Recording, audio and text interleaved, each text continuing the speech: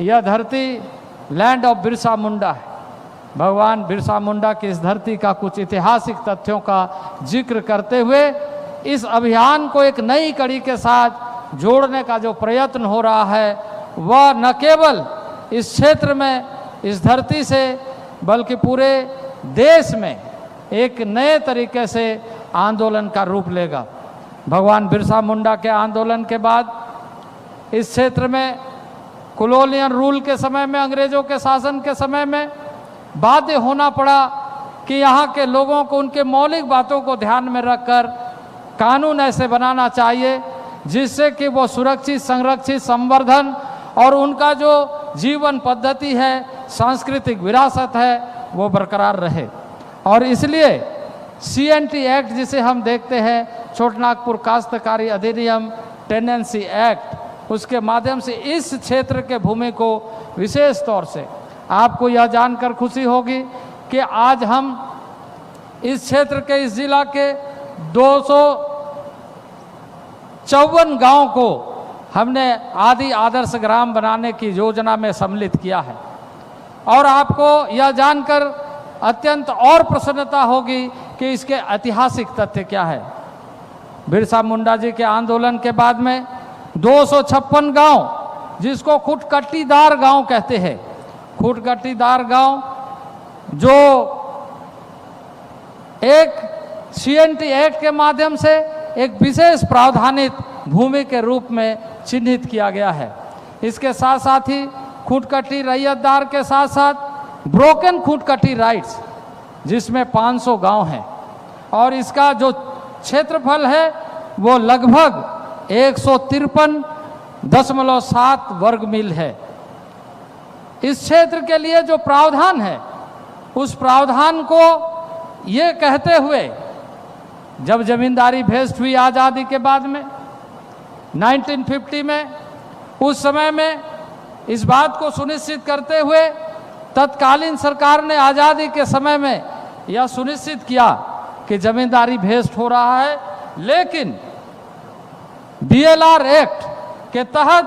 जो section 2Q3 है उसके माध्यम से मुंडारी खुटकाटीदारी लैंड वेस्ट नहीं होगा। उसमें लिखा गया है कि share in or of tenure but does not include a Mundari khuntkattidar tenancy within the meaning of the Chotanagpur tenancy act 1908, जिसका उद्देश्य यह है कि यह खेवट के माध्यम से, यह रैयती खतियान, खातादारी एक और खेवट के माध्यम से दूसरा प्रबंधन की व्यवस्था है। और इन सारी चीज़ों को मैं इसलिए दोहराना चाहता हूं कि देश में भारत सरकार ने इस समय फॉरेस्ट राइट एक्ट के माध्यम से इस देश में समस्त गांवों को,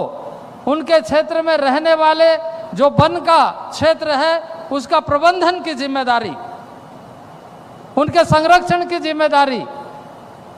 और उन सारे चीज़ों को उनके जीवन पद्धति के साथ जो अनुराश्रय संबंध है, उस संबंध को बरकरार रखते हुए किस तरीके से वो बरकरार रख सके, यह सुनिश्चित करने के लिए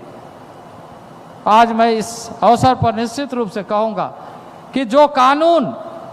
अंग्रेजों के समय में बनाए गए, उस कानून को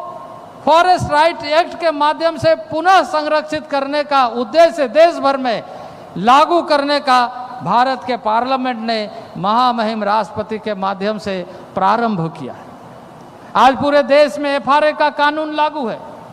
जिसके माध्यम से यह सुनिश्चित करना है कि जो गांव में रहने वाले ग्राम प्रधान है और गांव की महिलाएं, पुरुष जो भी हो, वो पूरे जंगल के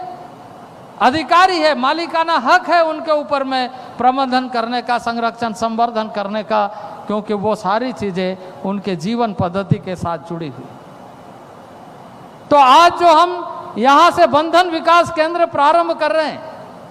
कि जहां 254 गांव को हम बंधन विकास केंद्र आदि आदर्श ग्राम योजना के साथ वन प्रबंधन के साथ प्रारंभ कर रहे हैं,